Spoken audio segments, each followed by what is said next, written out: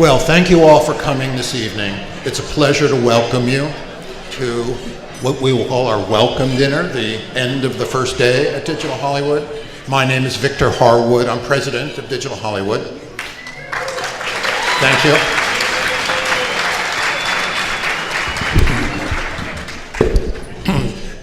So if many of you will remember that 1 year ago this week at Digital Hollywood at the Ritz-Carlton, we held a dinner by about the same name with a spectacular group of speakers who introduced us to the ideas of virtual reality as it stood a year ago. I think the people in this room are well aware that this year has been a tremendous time, and 12 months of massive innovation, investment, all kinds of creative experimentation. So that in holding the panel this year on the future of VR, AR, I don't think we'll have the same kind of question marks as to who will be doing the investment. Will major players be involved, studios, television networks, major production houses? Because everybody joined in the last 12 months.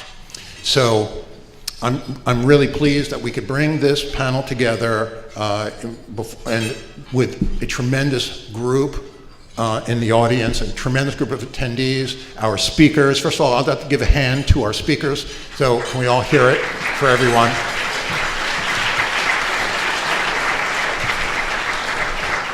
A spectacular group of executives, creative artists. So now I'd like to thank and introduce Steve Sklar, who is our host and moderator of the panel tonight. Steve put the panel together a year ago. He put the panel together this year, and he is one of our leading lights in all innovation going on in VR and other immersive technologies. So Steve, please come on up, say hello.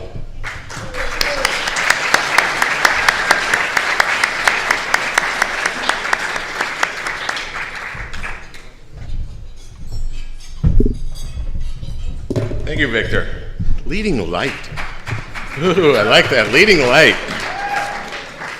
I've never been called leading light, but I like it. Well, without ado, we're going to bring the panel up in a second, and I'm going to start just by introducing everybody because not everybody's bio was posted. So we'll do the short intro so you know who everybody is and what the perspectives are on this whole field of anything that's not 16 by 9 or 235. So panel, come on up. I hope you're done with your dinner. If you're not, bring your plates. Definitely bring your wine.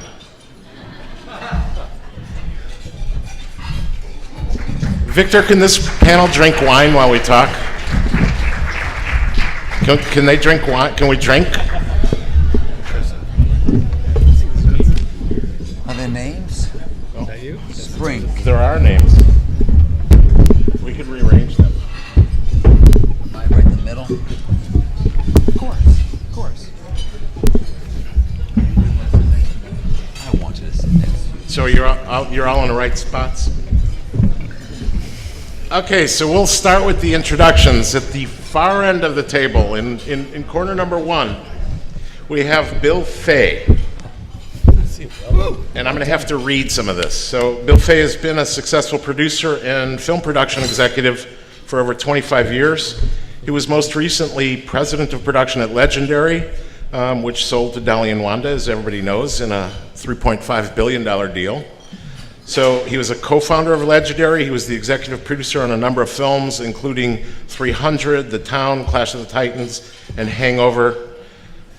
Right now you're in, if I'm not mistaken, you're in post-production on a science fiction thriller called Replicate. You're on the board of a number of companies, and including, which is interesting to this group, the advisory board for Magic Leap. So, and everybody goes, ooh, what are they doing? We'll talk all about it. So we'll ask him about Magic Leap. Next to Bill is Chris DeFaria, who is an executive and a producer at Warner Brothers. Among his notable films that he produced are Gravity and Fury Road. I happen to be a big fan of those. Both of which relied on immersive technologies to create the images that we saw, which were stunning. His most recent project is Ready Player One, directed by Steven Spielberg. Oh, that got a hand. That's good pre-release.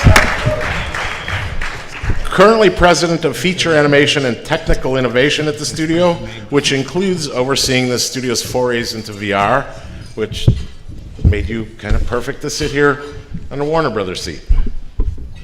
So next, Paul Hook, who is partner and head of motion picture production at ICM Partners, which is, as everybody in this room knows, one of the predominant agencies in the US and Europe.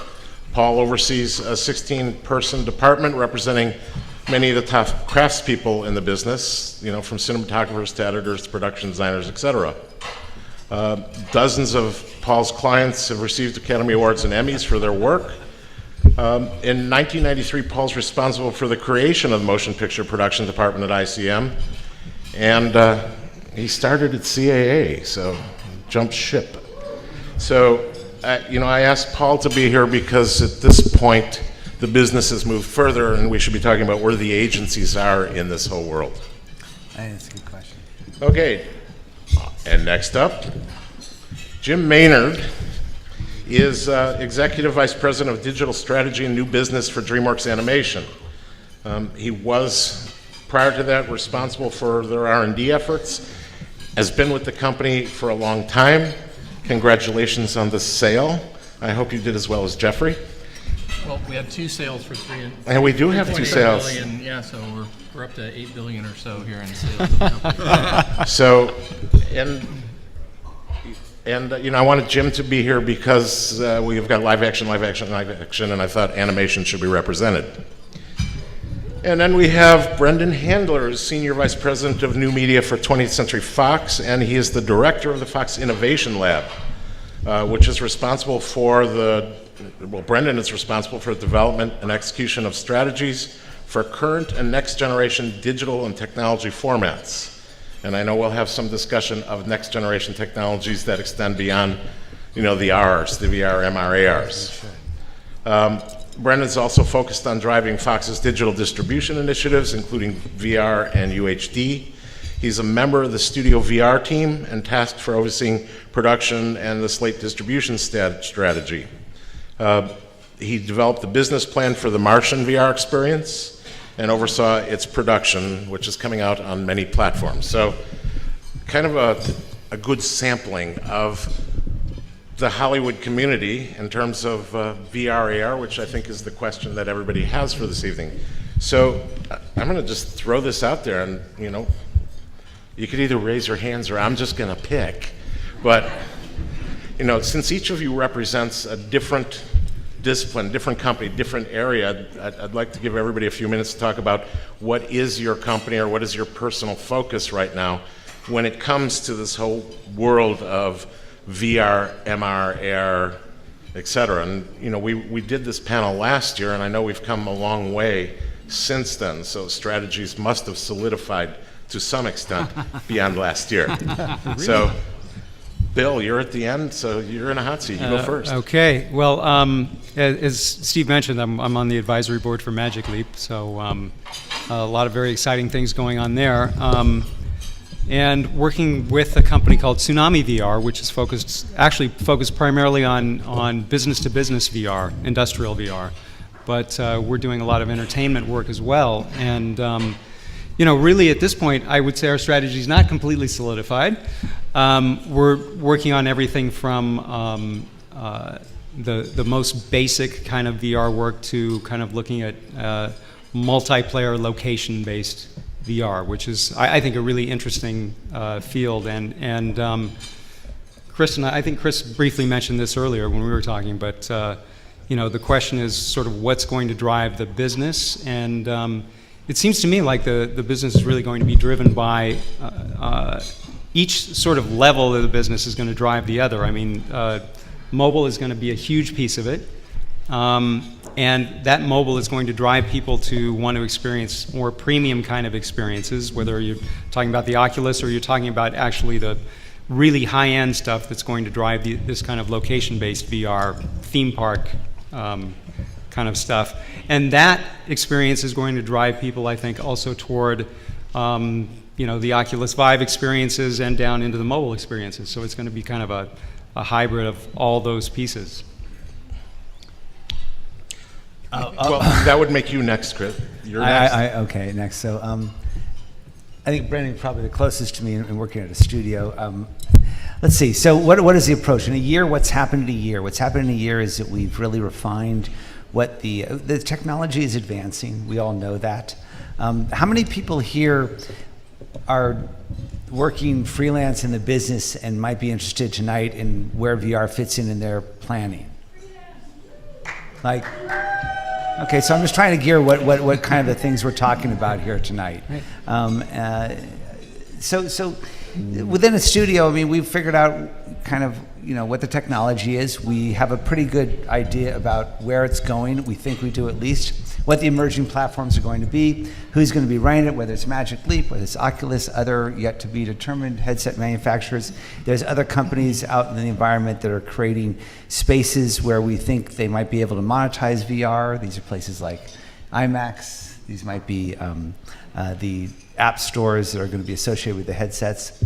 But the bottom line is that today, as it was a year ago, there isn't really a discernible revenue source coming in. And so from a studio standpoint, we're not a philanthropic organization, we encourage R&D, but the bottom line is we have to find a return for our efforts. So right now, most of the work is in marketing, and it's in sort of what we would call DVD extras in the old days, but it's additional content related to the release of a film.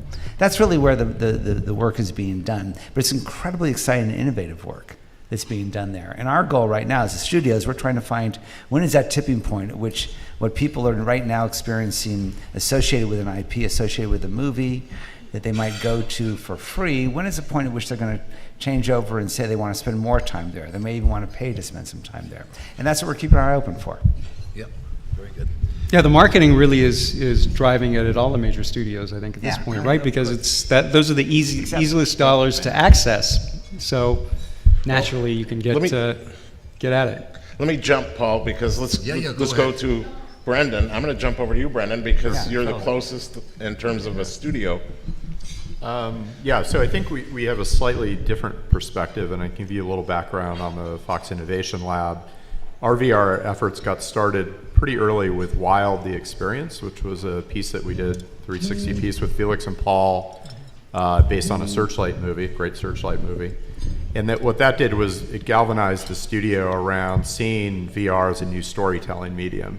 And from that, I think we took a view that we wanted to take an early run at creating commercial content. And that really gets to the point of how do we get into the market early and create premium experiences? And I think our view is informed by the fact that in Oculus, Vive, PlayStation, those are early on in the market viable.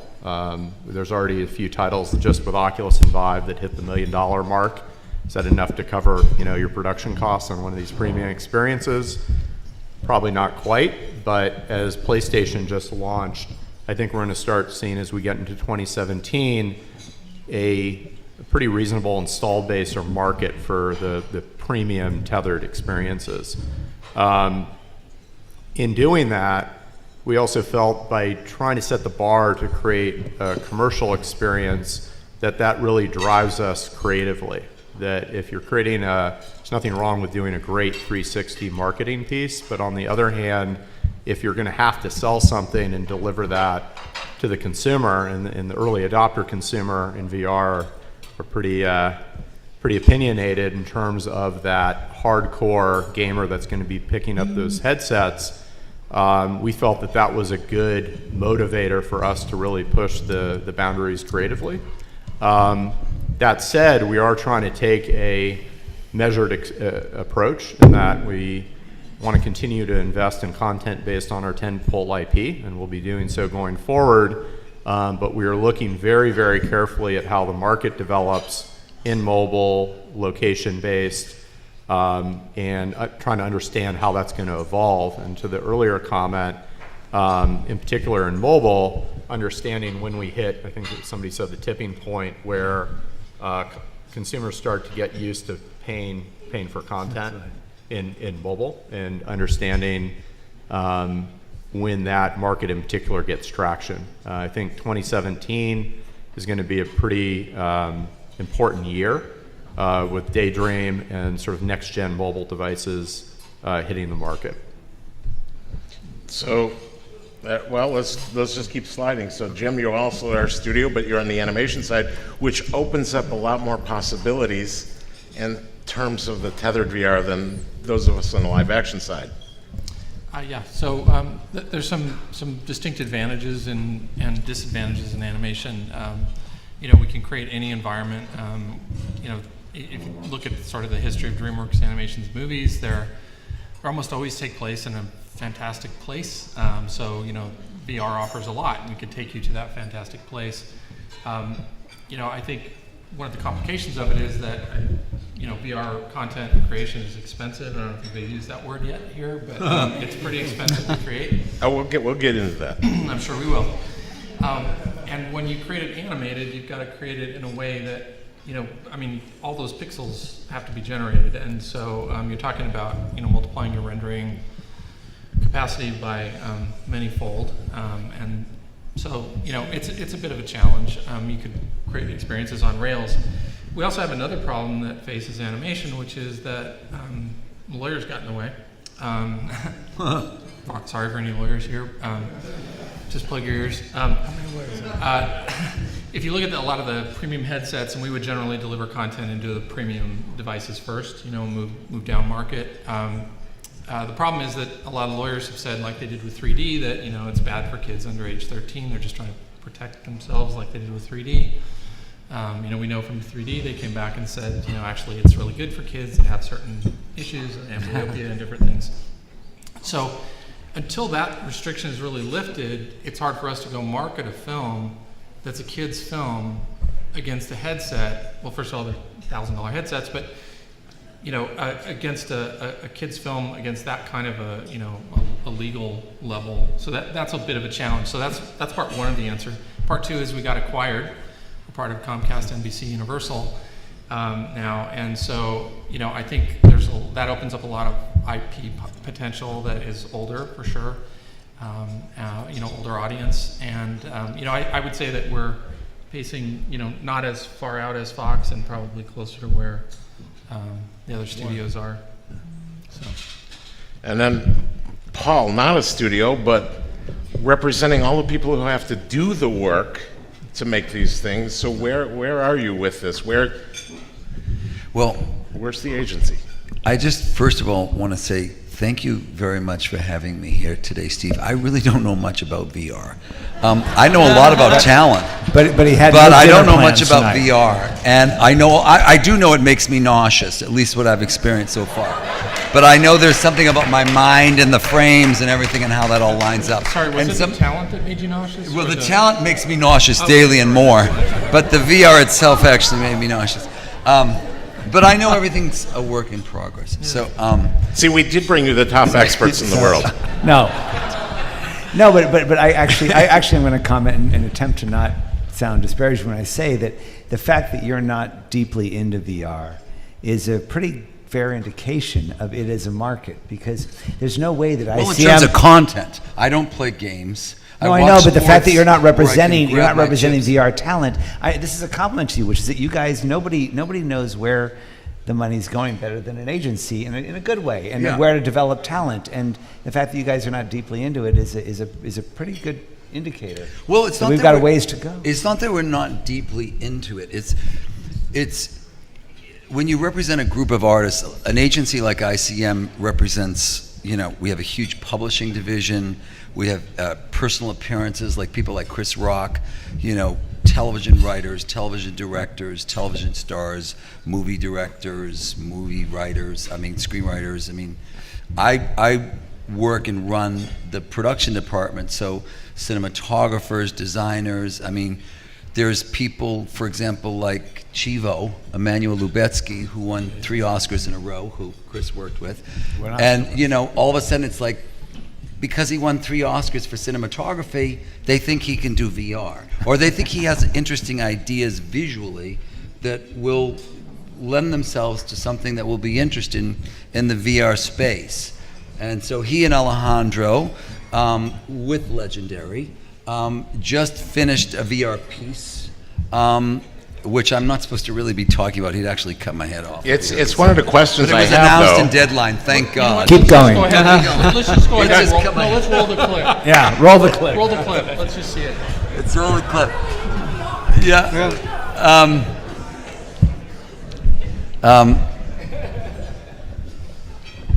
The talent, I mean, we've had, I made a couple of notes here because I asked a lot of my colleagues.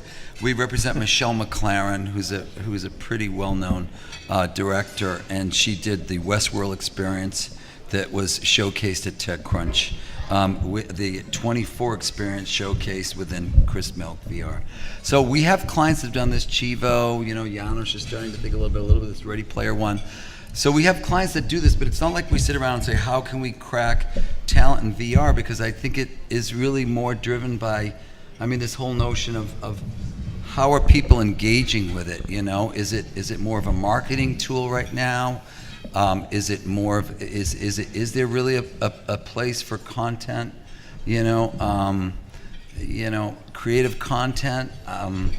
There's just, should we, and there's all these technical things that I think are being worked out, like should people be spending more money in the creative content space, or should they be spending more money because like Chivo was like, oh, it's shit, I don't like the way it looks, so is it quality, there's all these variables, chicken and egg that kind of, happen when you're in the early stages of an amazing thing that's getting ready to come. But it's not That's all being, I it's can not, really yeah, say. from an agency point of view, then it's not really being monetized at this point. That's No, the- I don't- That's the basic thing, right? Our clients aren't making, they still want their day jobs, Yeah, and Right, they're doing it because they want to learn. But they want to be a part of this. They're very excited about it, so when it stops being the $0 billion business, then ICM jumps in deeper. Well, I think, here's the thing. No matter what the technology is, I think you always need talent in order to create content. And so I think that's kind of a basic axiom, So that's why I feel like, it's kind of like Warren Buffett said, always invest in Benjamin Moore. Somebody's got to paint their house. I'm sort of a blue chip kind of guy, so that's why I chose talent. But I appreciate the desire to not be safe and to move into a place where, it's like somebody once told me, they went to Henry Ford and said, can you breed a faster horse? So, here's our moment. We're not going to breed a faster horse. We're not going to, who knows what will happen with the film business. Chris and I were just chatting about the film business, Yeah, so we'll see. It's all exciting. I'm going to stop for one housekeeping question. Is Victor, are you hanging around here somewhere? Because I have no idea how long we're supposed to go. So I would love to know how long we're supposed to go so I could start skipping questions. Hopefully before the end of the Dodger game. Yeah, okay, because we can go all night. So when Victor shows up and anybody sees him, just have him yell up here, how long do we have? All right, well, okay. I think they'll decide. They'll okay. Get off. We'll just keep going. When everybody's done, and really seriously, if anybody wants a glass of wine, she'll bring you some. All right, let's jump into kind of the next follow-on to that, and we will get into the monetization part because, it is not a business yet in terms of monetization, which makes it difficult to create content. But, the question is, will Hollywood studios create content specifically for VR headsets at some point, or do you see it only as a marketing tool? Well, I guess I should answer that since I work in a studio. Yeah. Without a doubt, we're gonna be creating material directly for VR. There's a lot of math out there that you can read anywhere that talks about what the installed base will be in 1 or 2 years, about how this technology may make its way into homes, particularly AR, in a way that might replace other forms of entertainment. There's also the notion that there might be things custom created that are sort of ancillary or parallel to our otherwise robust theatrical releases that we could monetize. There's a lot of reasons why the studio should be creating stuff for VR, but the leap from going from something where we're going to be parallel content to something we otherwise are going to spend serious marketing money on, such as a feature film, to something that is just wholly original, that's a big leap right now. It is. But do know that this conversation, what hovers over this conversation, is just some crazy math about the installed base of cell phones, the availability of headsets that could turn those into VR devices, the diminishing cost of tethered devices, the ridiculous installed base of PlayStation 4, which equals PlayStation VR for a relatively inexpensive threshold, the movement of games toward narrative, the increase in the cameras, technology, and everything that's going to make the experience more immersive. Those forces are going whether we're part of them or not. And for a studio to ignore any of those forces is at their own peril. So we don't know where the market's going, but yes, that's true. No, You got a hand for that. but none of us are, and none of us are. I wish I could say, wow, we're way ahead of it. None of us are. All the studios are going like, we really have to get out there. What's unique about this situation is that I believe we're all very cognizant of mistakes made in the past, that we right now need to run where we think it's going to be and hope that someone throws a pass there. You know, you just stand there going like, well, if we're not there, they are. And so we seeding the market, anticipating the market, funding VR, eliciting talent, trying to get guys like this to promote it. At the same time, you don't know where it's going to land. But Well, and the competitive landscape is not necessarily just the exclusive domain of the studios in this case. I mean, that's going to be the interesting thing, right? Is a very good point. what percentage of this market is going to come from studio-created content? You have the IP, but the distribution platform is a completely different, a different thing. It's not like putting a movie out to 4,000 theaters. Apps and games. What? Apps and games. Yeah. I actually think that we should, take a page from what didn't work in the home environment for 3D, which was that we produced movies, which are events that people go see. If we're lucky, somebody goes once a month or something like that to a movie. What we never created was a habitual experience of watching 3D in the home. We never put any content. We never put a Game of Thrones up that was released first in 3D or something like that. And I know Steve and I have talked about this a long time. You actually have to change behavior to create a business. And so I would look for the studios. Now I work for one that has TV like that. But I would say I would look for the studios to step up and create regular, recurring programming. Now, some people would say 30 minutes is too long, or some people can't handle that. But it's going to have to be some sort of programming that has key IP that people watch. Because frankly, I love technology, but I'm not I don't go see something because I love the technology. Right. I go see it because I love the IP. Mm-hmm. And I just think that we have been in this movie leads everything business, and I just don't know if that's going to work. It didn't work for 3D. So actually, I'm going to jump to the end, unless somebody has something else to add to that. I'm going to jump to one of the last questions since it was brought up. I think I've been with most of you through this whole 3D phase. Yeah. So what are the lessons to be learned from that, if any, as we move into this new phase? People ask me all the time, oh, is this just another fad like 3D? And, of course I answer no, because 3D was evolutionary. This is more revolutionary, so it has a much longer shelf life. But what lessons were there, and anybody can jump in on that, from that whole 3D rise and fall and the hype and the really bad stuff coming out and the really good stuff coming out? What lessons are learned from that? First off, 3D is not. That's it? Sorry. Really quick, 3D is not a business. Say that? 3D is not a business. It is a business. We still make a lot of money in 3D. We make. I'll go ahead You and guys say do. it. So do we. It's a viable. Well, fund. I could differ in with China, that, 'cause I it's made a pretty China. good living It's at it. huge. International, Absolutely no, that's great. huge. And in the U.S., it spiked and then it found its place, and it's a legitimate part of our release. We're not going to not release a tentpole film in 3D for a very long time. So what do we learn from that? We learn that markets settle on what the demand is very clearly. And I feel like we did that with 3D. Do you? I mean, I'm talking over there at Fox. Do you release films in 3D? Sure. All the yeah. time. Of course you do. It's still a boon on the ticket prices and Yeah. home entertainment. But I mean, just to chime in, I think that there's probably some very high level parallels to draw around the risk of bad experiences and poor content. But I think we've seen enough pieces of content ranging from narrative to games to creative pursuits like Tilt Brush, where we're starting to grasp to see how transformative the medium is, and that whether you're trying to tell stories or it's next-gen games, that it's already proven itself out to be truly a next-gen medium in many respects, and that 3D is, I don't know how we'd classify it, but it's a different format for the film that creates a higher level of immersion, but it's still just a film.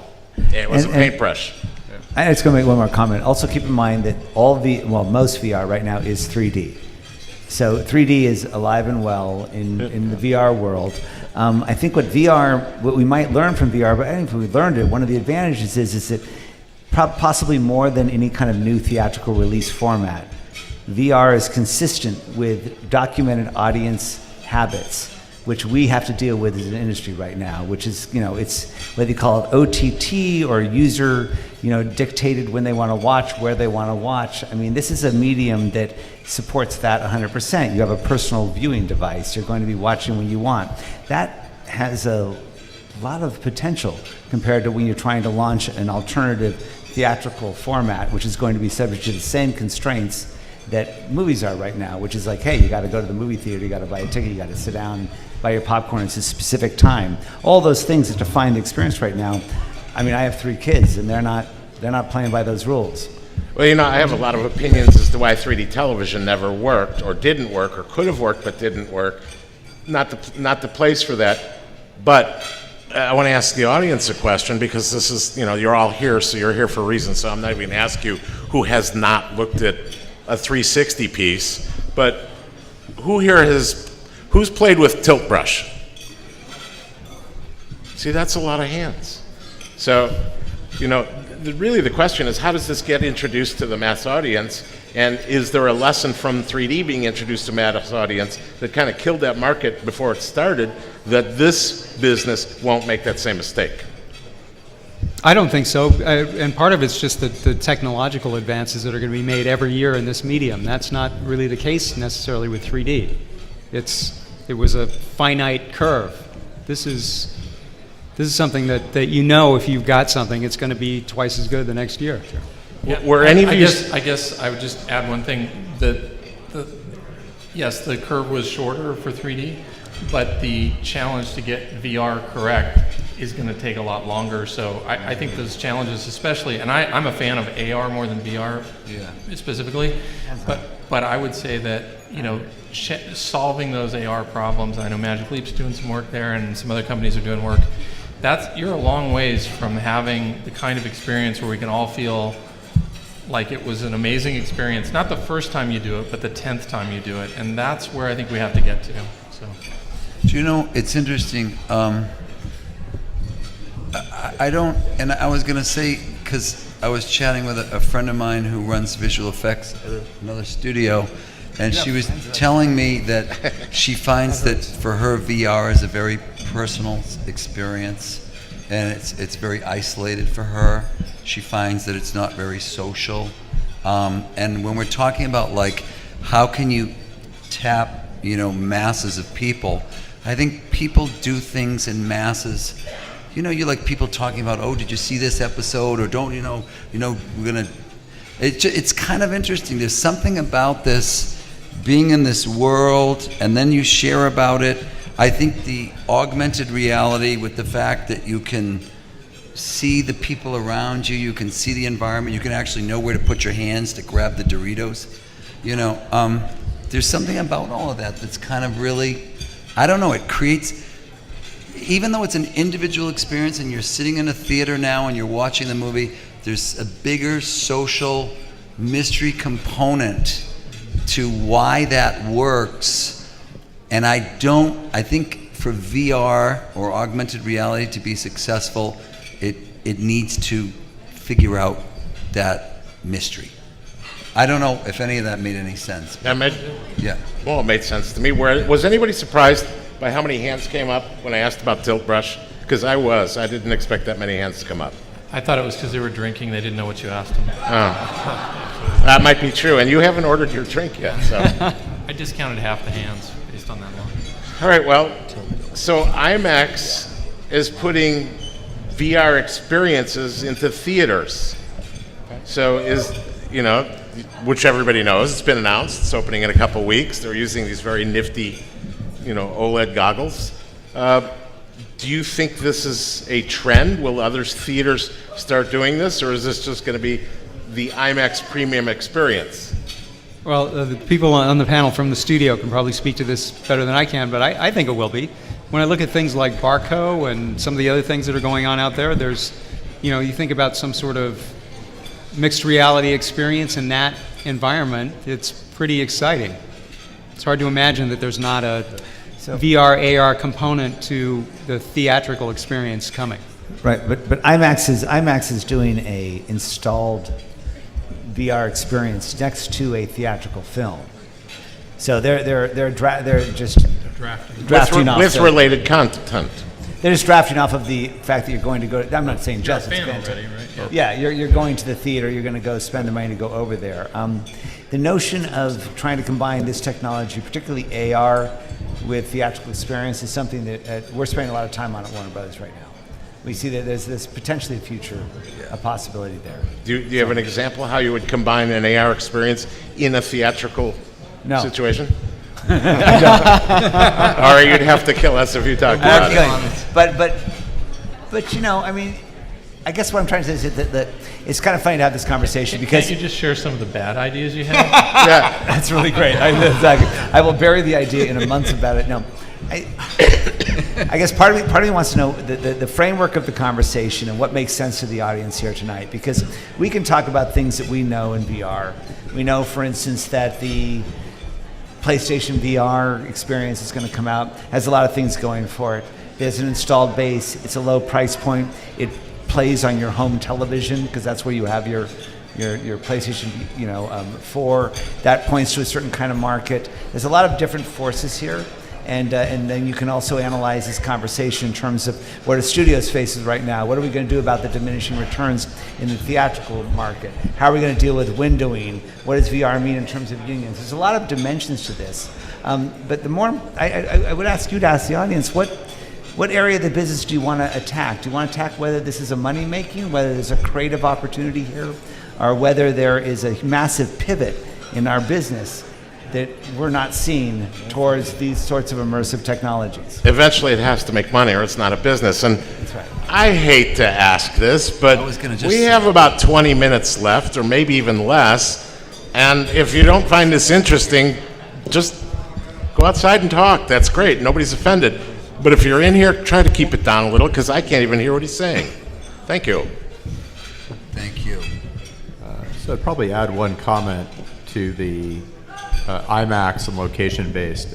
On one hand, this sort of gets to your point about all the different forces in the market. If you look worldwide, I think many people's first real experience with VR, not 360 Google Cardboard, but a tethered high-end experience, is going to be a location-based type of experience, and that can range from an internet cafe in China, where they have a Vive system in the corner, to what IMAX is doing, whether it's in theater or it's a VR experience that's right down in the same mall, to the Void. And free roam VR, I think, is sort of the high end in location based, which is really fascinating to see where that goes as an experience. But I think the net of it is we're starting to see a lot of different concepts emerge in location based, and probably most of them are viable to some degree. I mean, they're an attraction at the end of the day, and that's a pretty old business model. But we see it as a very important force in the market to get people exposed to the higher end experiences. So, but I want to follow on one of the things that was said earlier. You have a lab. Are you looking at AR applications into cinemas, or how it relates to movies, or even just AR along with television release? We're certainly looking at AR. 21st Century Fox, for instance, invested in a company called ODG, which is an AR glasses company out of San Francisco. So yeah, we're actively looking at entertainment applications in the lab. So I just would love to paint a picture for everybody here over what in the deep dreams that looks like when you're sitting at home watching a television program and you have on a set of AR goggles, glasses, whatever they are, some viewing device. What could it possibly be? What are you possibly looking at? What overlays, what display, what's in your display that matches what's on television? Well, I'd point out two things. I think certainly the narrative with AR is that it will eclipse by an order of magnitude VR because of the industrial and enterprise applications. And if you believe some of the narrative that future generations of AR glasses could replace your cell phone as your interface, that type of future view, right? So within that sort of paradigm, there's tremendous entertainment applications for the consumption of traditional linear 2D media, enhancing the environment around you, advertising, so on and so forth. As it pertains to creating a narrative entertainment experience in the home, we've seen some early examples of being able to take IP and try to create different type of interactions. I would just leave it at that it's still very nascent, and I think the point is, and it sounds like Warner's probably doing the same thing, you need to start to get into experiment and jump in and invest a bit to figure out what are going to be compelling experiences, whether they're marketing or commercial in the future. But AR is really just, if we think VR is nascent, AR is still More nascent. More nascent. Yeah, exactly. More nascent. More Well, nascent. this is just a real quick survey question. I'm going to ask all of you, do you differentiate between the term VR and the term 360 video? I mean, do you Yes. actually differentiate Absolutely. that? Yes. Yes? Absolutely. Yes, yes. Yes. Yes, yes. Yeah. Yes. So, which brings up a funny issue, because then that leads into games versus scripted narratives. Because I know of a scripted narrative. Actually, Randall, you did a scripted narrative piece called The Frost.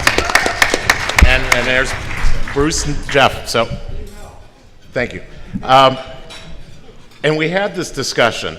It's 360 video, but if you tried to market it as that, it's going to go nowhere because the buzzword is VR. If this continues, then that's going to be set in stone, and there won't be a separation of terminologies. So how do you try to market a piece that is a 360 video when the buzzword is VR and you must give it that title or it's not going to go anywhere? So I would use an audio example of this, though, because we pretty much everybody in their home, entertainment system has surround sound. I guess I'd look at 360 as like surround vision, but we still all buy components that have surround sound. So I guess I see it as it's a step on that path. It's just not the end point, So maybe it becomes commoditized. But. Okay. So my answer will go down a different track, which is that I don't think anybody's buying it for the definition. You're full if you market something as 360 video versus VR. Obviously, you want to market it as the Harry Potter experience or the Marvel experience. I mean, that's what you want to do. I mean, and that's, I think, where we need to mature to as a market. And I think we're on our way there, which is that we have ideas. Let's take Harry Potter for an example. And ultimately where we need to be very clearly is that an audience can experience that IP any way they want, anytime they want. They can go to a theatrical film. They can go see a television show based on it. They can see an animated movie. They can go to a VR experience or a 360. None of that matters. It's just the question of When do they want to experience it? At what level do they do? Do they want to engage with it? And so I don't think anybody's going to go like the 360 video. They go like, here's the Harry Potter that's inside your headset. And by the way, when you're done with that, go watch it on a DVD. So that's our job at studios right now, is just to find a way to make all of this experience, all the content available in every media that's out here, right, and attractive in those media. So I get asked this a lot. Is there a place in these headsets for just linear projection of a movie? Well, a number of companies have done that. They put it out there. I'm not sure that's the best place, but it should be available, right? What we're looking at doing is finding ways to make that more attractive, a more enhanced experience, perhaps. And we're going to experiment with that in the coming years. And we'll get there on headsets because, as Paul said, Chivo hates the way it looks, which, because it's a lot lower res than he's used to looking at. So variety I of would have reasons thought, why. the whole notion of IP, existing IP, obviously puts studios at a greater advantage than all the other VR companies that have to kind of go out and figure out what the content is that they're putting out there. And so, if everybody loves Wolverine, I bet you, I don't know anything about this, but I'm saying if you create a little VR film that's Wolverine, they're going to go see the Wolverine because it connects them to it. So if you start them out with a short film of Wolverine, then you get it a little bit longer and longer. I'm saying things you knew like 10 years ago, but anyway, it's just from my perspective, from a consumer, how I would start to engage to create it on a mass level, is to use that existing IP to create small films of DC Comics or Marvel, those are going to be the big places. A quick comment I'd make on the 360 versus VR is actually, we typically make the distinction between pre-rendered and real-time rendered as just the production starting point of, are you doing something in the game engine and are people able to actually interact in the environment, or is it more of a, lean back pre-rendered experience? But back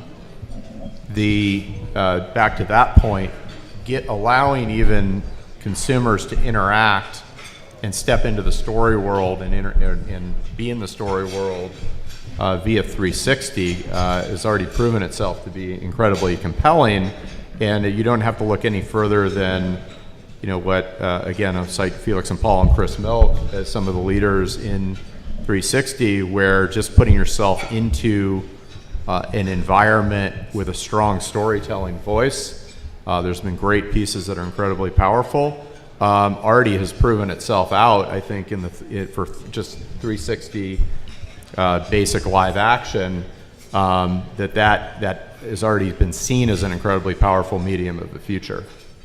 Okay, and we've seen that in scripted narratives and a lot of documentaries. And Yeah, but in terms of storytelling, we're still at the point that movies were 100 years ago, where we just saw the first train come in the station toward everybody, and they all jumped out of the theater and ran away. That's, in terms of our sophistication as VR viewers, that's where we are. So I agree, there's no we're going to language get, yet. the audience will get so much more sophisticated and be able to take in so much more as they get experience to this. The language isn't there, the language of editing, the language of close-ups, the language of depth of field, the language that we use in movie, that's not there yet. And, Right. Which is cool, because we all get to develop it. How many people here actually develop content? I'm curious. A bunch of hands. So, that's cool. You get to, invent a new language, and that doesn't come around very often. Bill, you brought up something, we've all been talking about theatrical, scripted, some AR. You brought up business to business. So I'd love you to talk a little bit more about, because I think this is the lasting power of VR. If it works or doesn't work in scripted, that's one thing, but I think it works forever in the B2B area. Yeah, and I think Brendan spoke to that. It's probably more AR than VR, but for industrial applications, it's really incredible. There are already things going on with virtual lobbies and all that sort of thing for major corporations. But if you think about the educational aspects, educational potential of it, the training potential of it, you build out a jet engine, you can train somebody virtually to walk up to that jet engine and pull it apart and explode it. You can think about a guy in Sydney working on that jet engine with a pair of AR glasses, and the expert in New York has got his VR goggles on, and they're taking it apart together, and the virtual jet engine is mapped on the real jet engine. It's hard to imagine that we're not headed in that direction.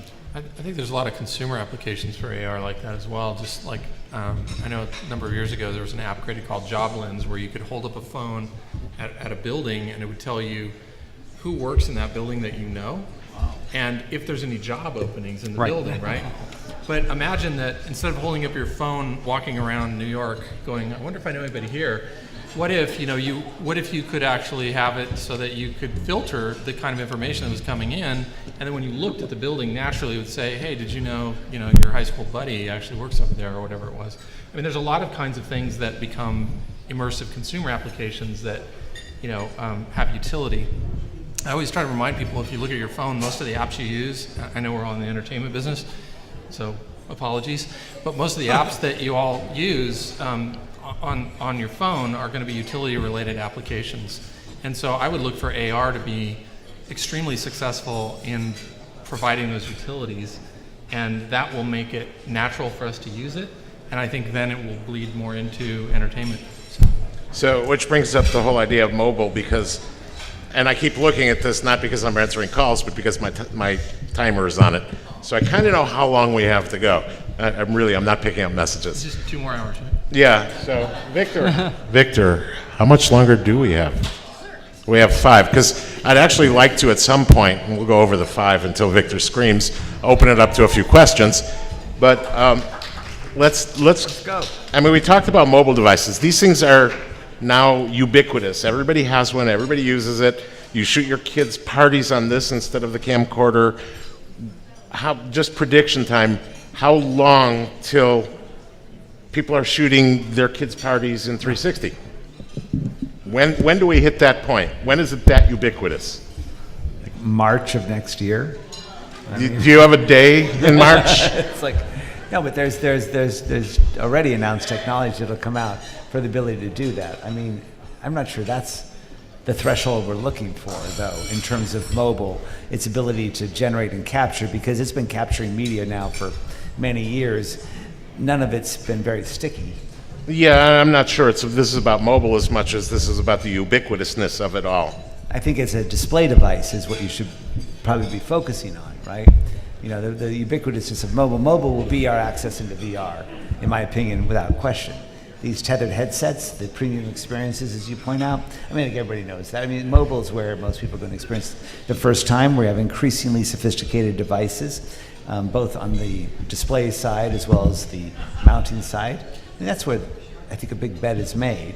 The question that you have to face is whether mobile is going to ever give you the persistent and immersive experience that's going to drive this business forward to the level that I know that your program, any of us are thinking it might be at. Or, when is it something you can't live without? Something you can't live without. So, anybody else jumping in on that? No, I would just add one point to it, which is that there's a tremendous amount of disturbing research out there when we talk about mobile that says that increasingly with the sheer abundance of content that is out there, whether it's linear, 2D, 3D, 360, or immersive and interactive, audiences are consistently choosing what is easy to access over what might be higher quality. And that's something that we as an industry really have to take on head on.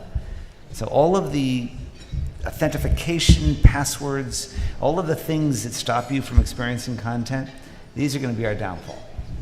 So I have just one thing to add to that, which is, a year ago the narrative was, okay, well, we can imagine a market which happened pretty soon where on a high-end hero phone that the headset's bundled. But I think we all realize going through the process of putting your phone into the headset and earphones is not what we're talking about in terms of consumer access. I think the thing we're excited to see in 2017 is that, for instance, in Oculus Connect with the Santa Cruz, is that this standalone headsets, hopefully at a reasonable price point, $300-400, where it's not driven off your mobile phone, but it's all in one, and so it's a dedicated device.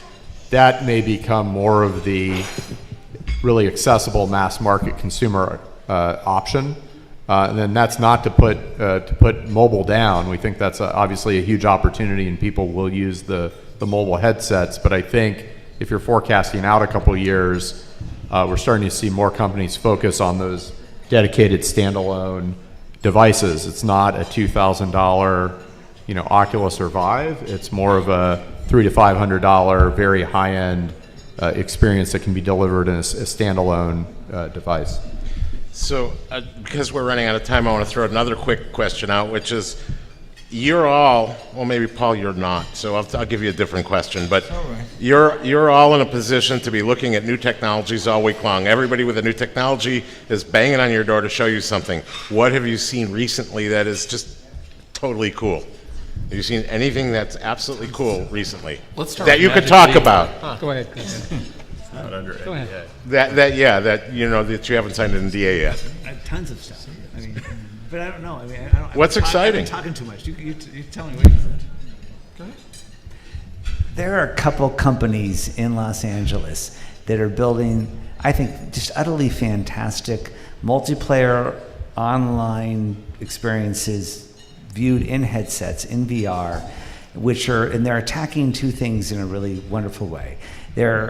Obviously the technology is becoming, there's zero latency, there's terrific display technology, but what they're doing, which is really amazing, and I hesitate to name the company only because, I don't know if it's appropriate, but there's two companies in LA that are doing this. And what they found out, and they figured this out because they're in LA, and they're part of the sort of incredibly vital pop culture scene here, which really does inform so many choices in our businesses all the time. You've tried to make movies in other parts of the world, you've tried to do television, and it all works out, but it works really well here. And I think that also points to the future for VR here. So anybody here that lives in Los Angeles that wants to be part of this, I still think this is a place to be. But these companies are doing two things. So they're doing those technology part, they're doing the technology part of it, but they're also integrating and being really responsive to the audience's desire to both be in a persistent environment, to be immersed in it, and to be social. And I've seen some things here where it's just been an eye-opening experience. You go like, oh, I get it, just the small concession to social, the sense of presence, the sense that the real world that exists outside the VR is not separate from the world I'm in the VR, which is what AR sounds like, but when transposed into a VR experience, it's really persuasive, and that's the thing that I look at right now. I'm going to go see the company again tomorrow. That you just sit back and go like, that's like brilliant, and that has a massive future. So Snow Crash someday. Well, the Snow Crash is the Oasis, is all of those things, but those are dreams written by authors, which is what inspire us. This is technology that's really definable, discernible, and usable. Technology is the paintbrush that we all have to use to make cool content. So, it is valuable. It is worthwhile talking about because we can't get there without it. So, Jim, you were like nodding. You wanted to add something I was going in? to say the biggest thing for me is cracking the social element of it because, a lot of people that put them on actually have a claustrophobic response. I don't know if anybody here's ever tried to scuba dive, but there's a percentage of the population that you put them in a pool in 3 feet of water, you put a head-mounted display, head goggles on them, they can see out of the goggles, put them in 3 feet of water and they freak out in 5 minutes or less. We need to create that social experience so people feel comfortable. Right. You need to see someone else in there, and I think that's, Is that like That'd be a doing place to invest the in. walk on a rope and then doing the walk on a flat carpet? Well, I would say, I know you were talking about maybe asking what the most compelling piece of content that you've seen. Yeah, let's in go to VR. that. So I would have to say out of box, hands down for me, it was the walk. And it's not because it was rendered beautifully or any of the other things. I think I actually just had a basal, primitive brain response to it.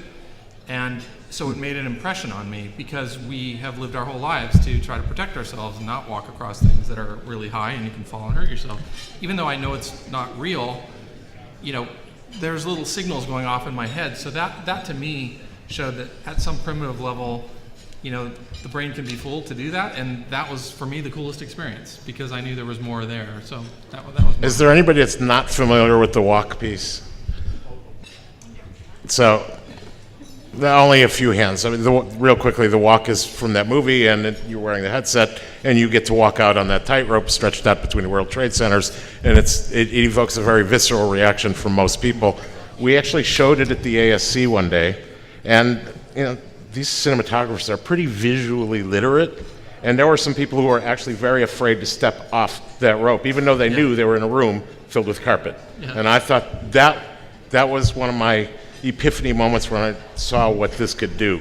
Was, and I won't name names, but that was weird to see these guys who know visuals so well afraid to step off that little piece of rope. For me, I was thinking about, because I'm always trying to figure out how to monetize this stuff, I was thinking about that's the roller coaster junkie Yeah. who will go and spend however much money is required to go round and round and round on that roller coaster. For me, it was that moment where I was like, am I that guy? Am I going to step out? You know, like I did it, but it was very uncomfortable, but it was cool afterwards. Has anybody, I'd love, this was on the question Yeah, list, yeah. but yeah, other pieces of compelling content so everybody out there can go find them and look at it. What else is really incredibly compelling for people to go look at? If you had to say, here's the one thing or the two things you need to go find and see to understand what this medium is, what would that be? Which title? What piece? Well, actually, there's a lot of pieces that we point people to as reference content. I already mentioned one is, which we believe is, the original killer app is Tilt Brush, which is creative. But on the social element, there's a fun sort of social party game called Keep Talking, Nobody Explodes, where you're in the headset and you're having to defuse a bomb while your friends have the bomb manual outside, not in virtual reality. Can tell you our interns this summer love that game and certainly introduced us to it, but it actually, I just wanted to bring that one up in particular because it really gets this social element where it's actually sort of magical when that's working right and you're in a collaborative space in virtual reality, and not to mention when the bomb blows up. And the one that, I'll just add one quick one, which is Sony has a couple launch titles coming out with PlayStation VR where if I'm with my friends, you guys are here at my house and I put on the headset and I'm engaged in a game, and on the television in the room, you're seeing the game from a different perspective. And you have your controller, and you're, in the one case I saw, launching bombs at me, and I'm in the game with my VR with a point of view seeing you and trying to kill you or get rid of you. And I thought to myself, well, this is fantastic. This is like it's a parlor game, it's a social game, it overcomes all of the sort of assumptions we make about VR, that it's some guy alone in a basement, with quiet, with dark, dripping, drain pipe or something. The 400-pound programmer. Yeah, exactly. So why can't you put that into like a long form content, like put me in a horror movie where somebody's trying to kill me? You know what I mean? I'd love to be in a horror movie. There's technology. Just right now, there's technical hurdles there. I mean, yeah. I can say that I've seen a couple of demos of that sort of thing, and the intensity of the experience is Too much. is almost too much. I mean, Yeah. it's amazing. You in 3 seconds you can do what it takes you 30 minutes in a movie to create, like something that powerful. And I don't know whether the audience is ready to experience 90 minutes of that yet. I think they will be someday, but yeah, Yeah, that's a good point. not ready. I think there's a lot of stuff that can be done with atmospherics, pacing. It can be very subtle. It doesn't, to your point, it doesn't have to be in your face Yeah. to create an incredibly intense experience. If done right, at a very high fidelity in terms of visual, audio, and then combining the, obviously the storytelling elements, I think you can deliver amazing experiences. But it's about getting really grounded in the environment and having the presence. So less sort of, jump scares, more, how do you get somebody sort of to really cross that threshold? Build the intensity. Yeah, build the intensity. So. Is there well,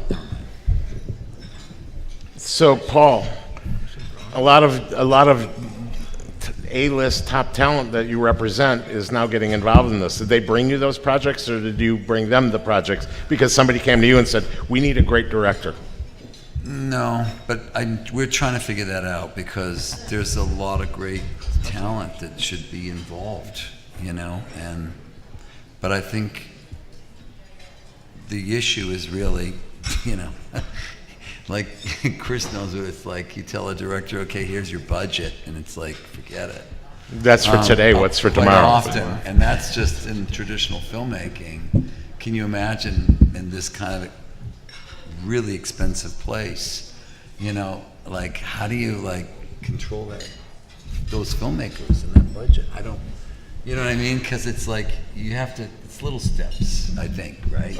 I've done a lot of narrative stuff in this area, and we have makeup, and we have shooters, and we have people lighting, and we have, but almost everybody's there because of a feel of passion or experimentation more Yeah, than definitely. because I mean- it covers the day rate.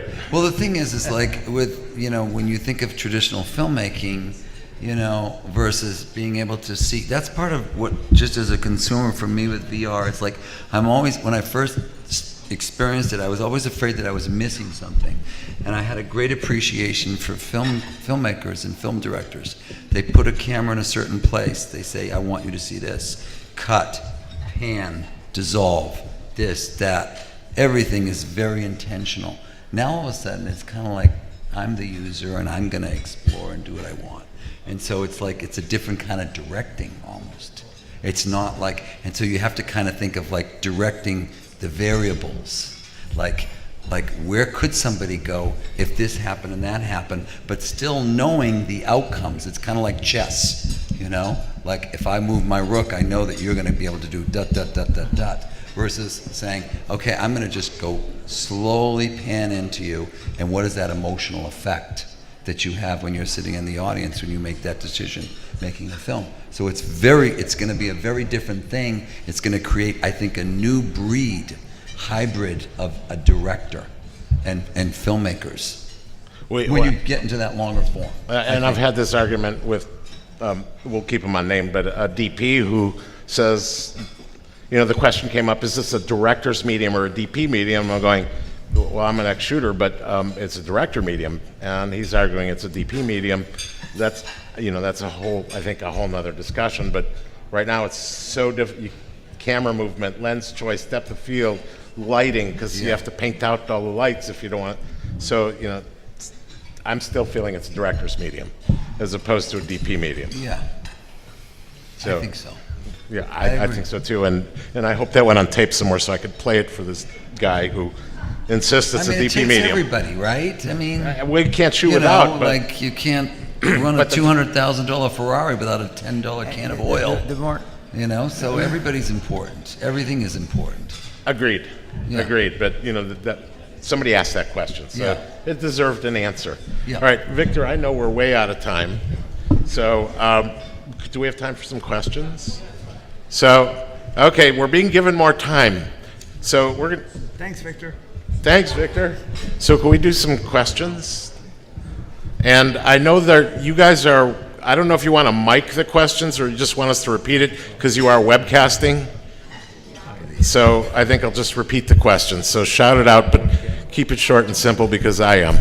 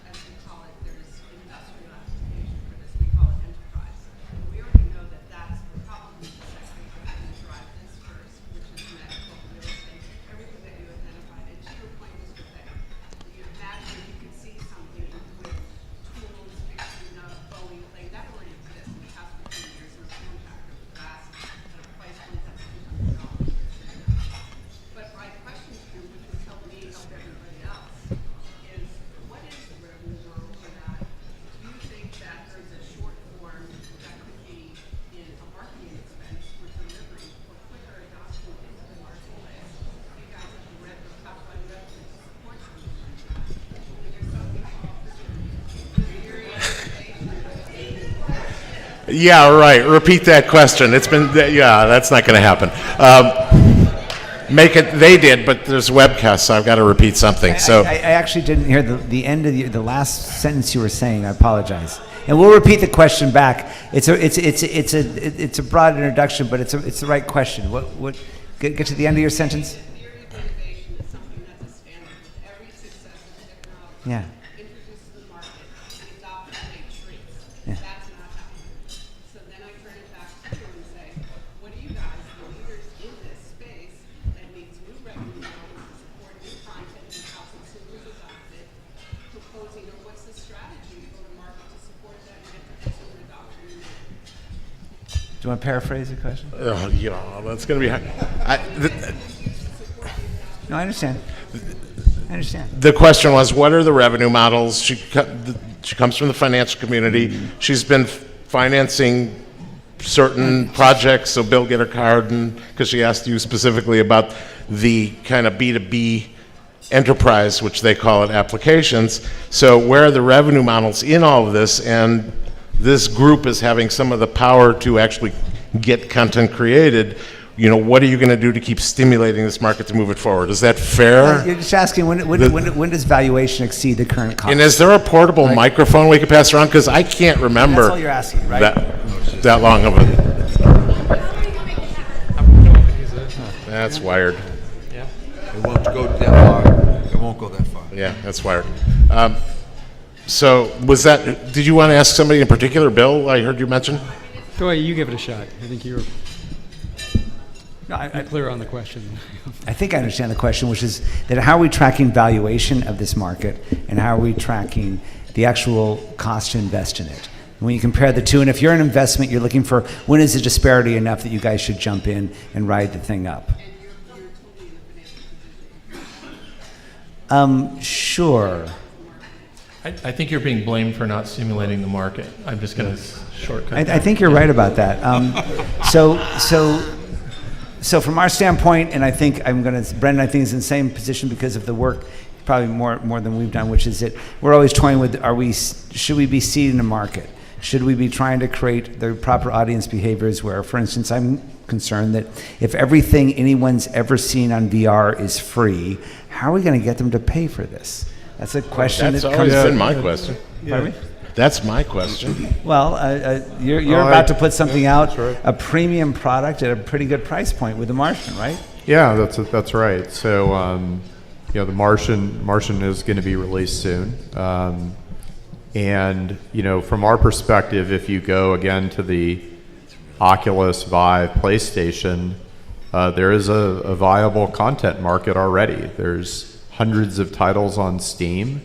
The price points are all over the place. The quality is all over the place. But there is already a viable content model based on a few 100,000 headsets. We're hopeful that PlayStation adds a few million in the coming months. So, just like in the movie business, you got to get your production costs in line with the opportunity. But from our standpoint, even if you can cost recovery, or hopefully there's some upside, the value in getting out there and trying to create the content, I think is going to serve us well in the long term. So there's a intangible, or maybe it is a tangible return to that investment of just getting into the market, trying to seed it, and understand how to master a new medium and drive it. On the mobile space, right, there's app marketplaces. That's a different economic proposition. You're sort of anchored with traditional app price points, sort of the one, I suppose. But folks that we know are also selling content in that marketplace as well. So it's very, very early, but money's being spent on VR content today. So we're excited to see how things continue to get traction in the shape of the market in 2017. But again, from our standpoint, there's a small but viable market already. And I want to throw this out if I understand correctly, because I don't think these are the guys you should be asking that question of. You should be asking that question of HTC and Oculus and Sony and the companies that stand to benefit from content, because nobody's going to sell anything without content.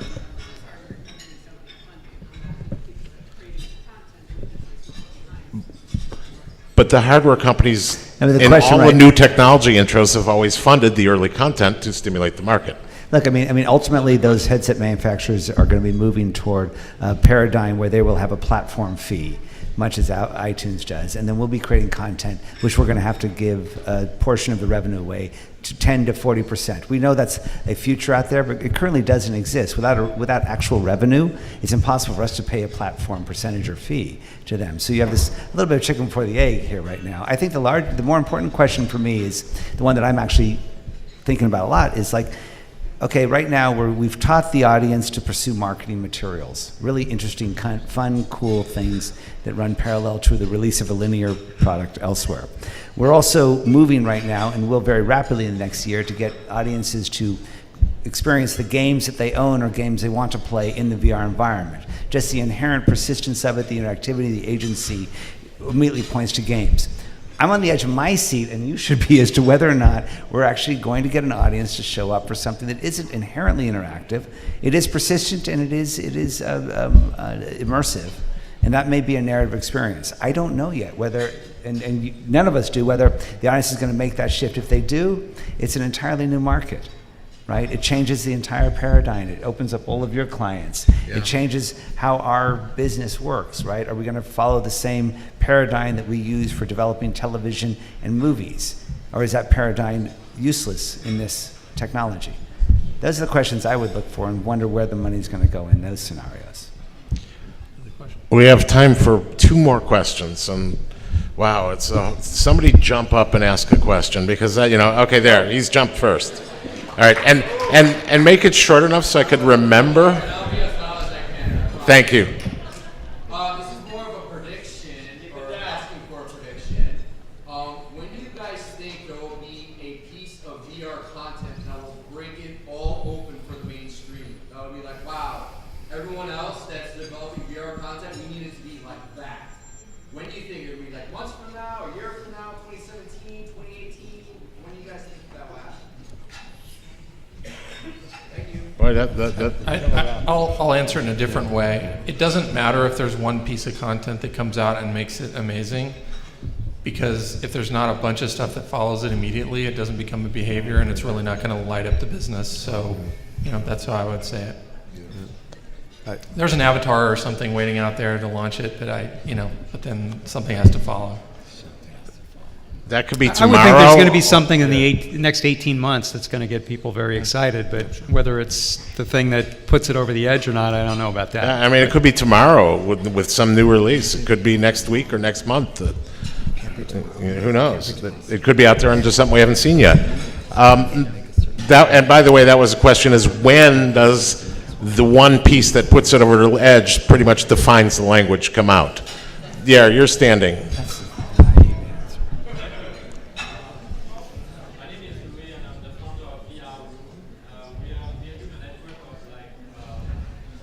Could you come up here? Come on up. I can't even hear. Speak here. Here, there's the microphone. Do you want to hear? It's fine, thanks. So, my name is Louis. We are building a network of location-based entertainment in cinemas. Inside cinema, we are very much into cinematic content. We will have a network of more than 100 locations by the end of next year, and across Europe, China, and the US. There is a big question we are asking ourselves every day. VR right now in cinemas is a very painful process, because you need to handle the people, you have to have the programming with good content, regular programming to make people come back. We are really actually asking ourselves, can Hollywood studios help in defining a standard of how this VR content in cinemas can be produced, what would be the format, what would be the length, etc., so that we actually helps us in pushing this format in front of the mass market. Thank you.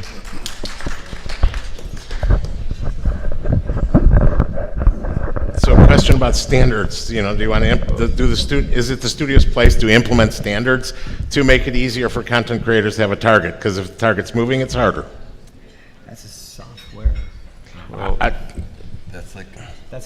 Well, from a creative perspective, the target's going to be moving until we answer the guy's question before that. Yeah. Right? So. And my answer would be, at this point, to impose standards on any of this stifles the development and the creativity, because we've just started. Well, okay, so what we're doing from our end is looking at right now, the front end of any content we're creating is fairly similar as we identify what could be immersive, interactive elements of anything we're creating. As we move down a pipeline, clearly we're starting to search out what are the release platforms that we have to be on. So suddenly we go from a film content company into much more like a software company, where we have to decide whether or not we're going to spend the money to create the app or the plugin that's going to allow what we're creating to port to someone's platform. So it's the same game that's being played anywhere in software, and so that's going to be the same here too, which is your system, which sounds really fantastic, if it doesn't have the installed base, the penetration, if it's not technically reasonably simple for us to port our material to, it's going to have a hard time surviving. Right? Right. Couldn't agree with that Are you more. standing because you have a question? Oh, good. You could use one of these microphones. Yeah, I was going to call on you next because you are walking already. So you guys have talked about this in the context of a storyteller's medium, right? And storytellers need audiences. So do you think in terms of tethered headsets or moving to something like Magic Leap where we can be in open spaces and still have interactive experiences, do we need to have an inherently social component to this in order to make it successful? And what would that be?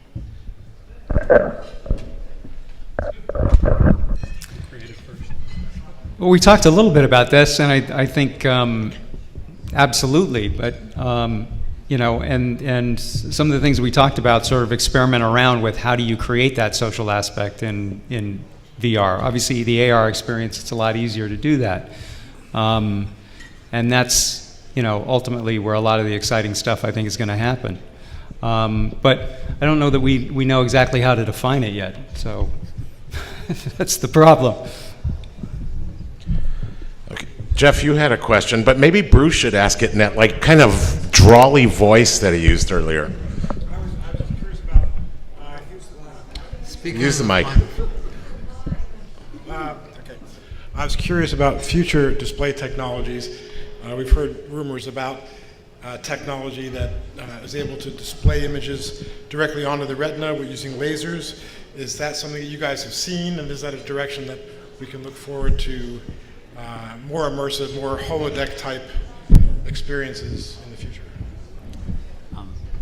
I'll just answer really quickly. That technology, or a version of that, or of what you're talking about, is certainly present. There's a number of companies that are doing things that are designed at creating a more realistic perception of the images that are being presented to you, as well as other companies, for instance, Lytro, that are trying to find ways to make the 3D experience of space more realistic and more consistent with your brain's way of processing information.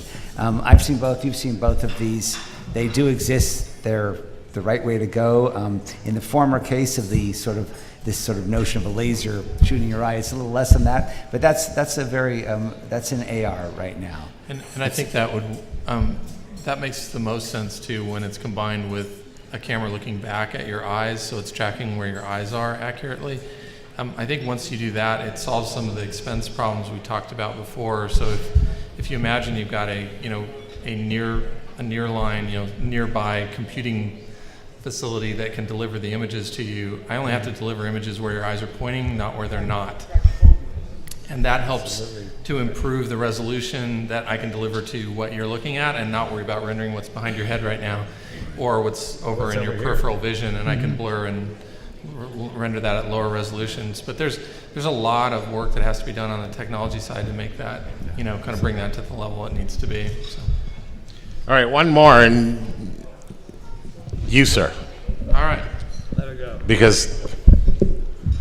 What advice would you give to a kid if they want to learn about technology in the future?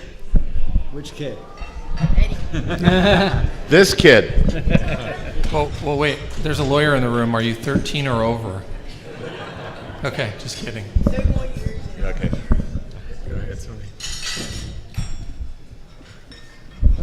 Probably the first comment I'd make is, getting your hands on, whether it's experimenting with traditional movie making. I know that my 11-year-old, the things he can do with an iPhone and iMovie are mind-blowing. I mean, in terms of editing a a real sophisticated movie with the soundtrack on your iPhone is sort of astounding, but that gets you sort of into the storytelling medium. Also, alternatively, I know of kids that are already playing around with Unity as an easy way to get into development for VR, and that's a pretty user-friendly game engine. So I think the barriers aren't really that high at all. You can, if you have an idea you can pursue it, whether it's again traditional filmmaking or VR, or even just 360 camera. Those are things that are pretty accessible. I think just do it, just start is the answer. Well, I've been told a couple times now we're out of time, so I think we're out of time. I want to thank everybody for coming. Thank you all.